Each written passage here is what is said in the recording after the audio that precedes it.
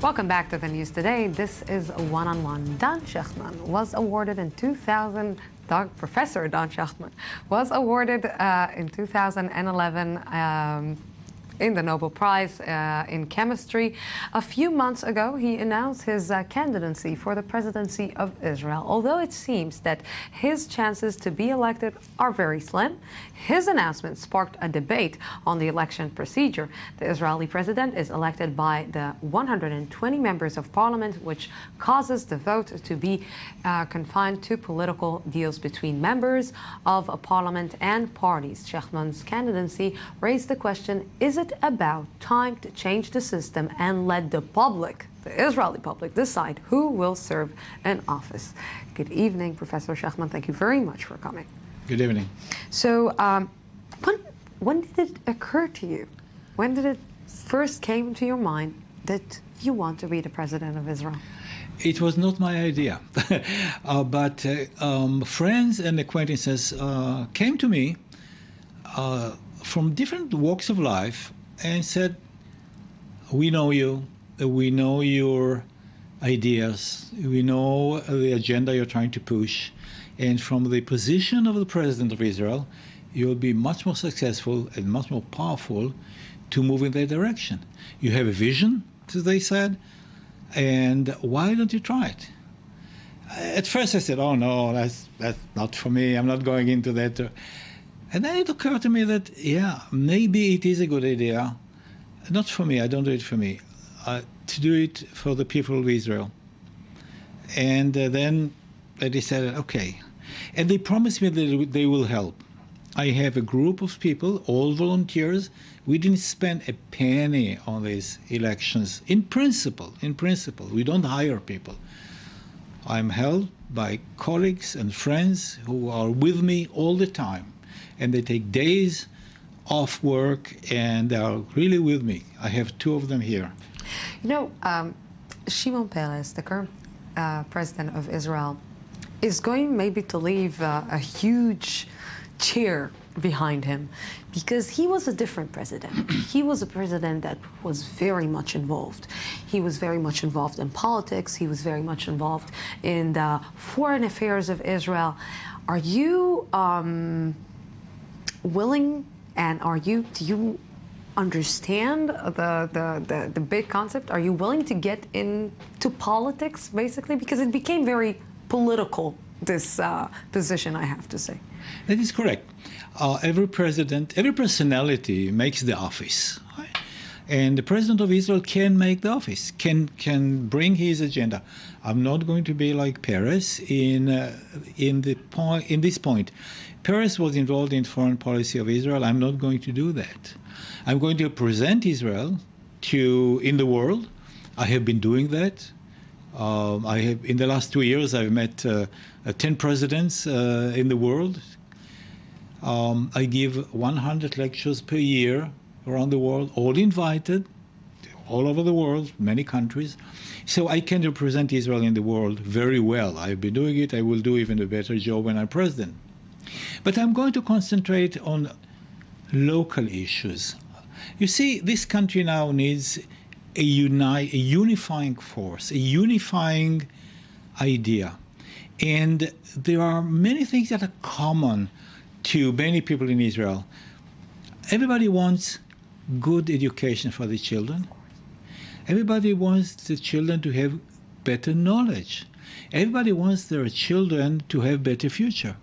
And the future in Israel means one thing: be educated.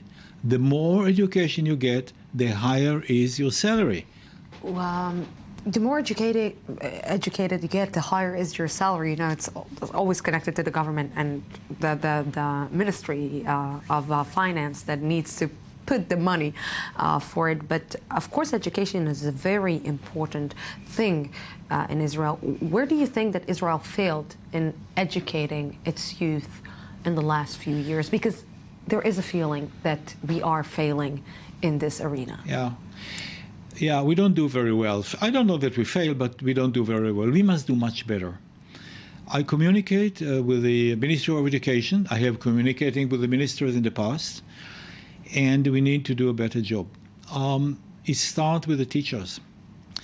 We need to elevate the status of the teachers in Israel. We need to do a better job there.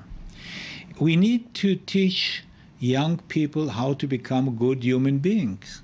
This is education. How do you become somebody who sees the other? You don't see yourself at all times. You see the other, you listen to the other. You become a social leader. You don't allow violence around you. Right?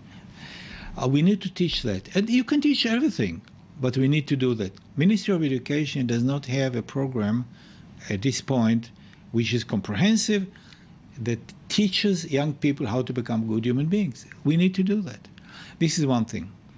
The other thing is that we have to promote better scientific and engineering education in this country. You see, we have wonderful universities, but we have to prepare young people to the universities. We need them to want to become scientists and engineers.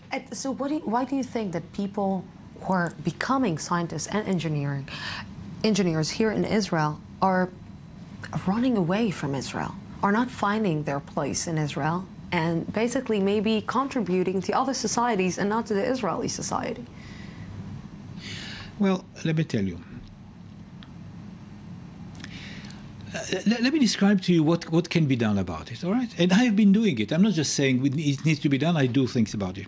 I think that in order for somebody to like science and engineering, you have to start at a very early age.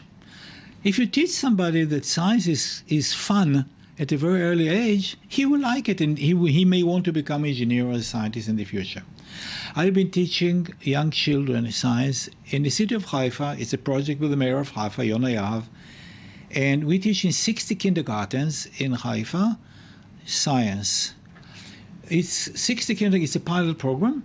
About 1/3 are secular Jews, other part religious Jews, other part Arabs, and they all study science. We teach the teachers, the kindergarten teachers, and they teach the children.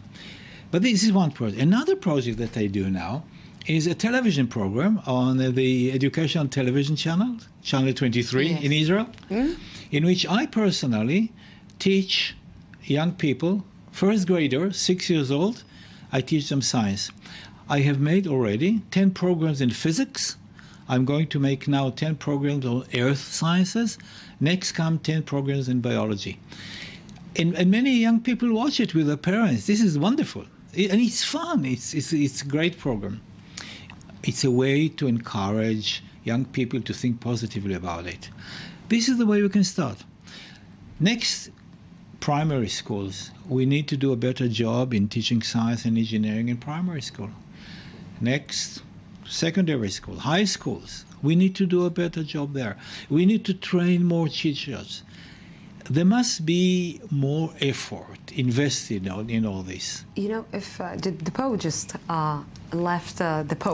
left, the building, Yes. just left Israel, Yes. After a 3 days visit in the Middle East. If you were the president of Israel, Yes. what would be the message that you will pass To to the the Pope? Pope? Yes.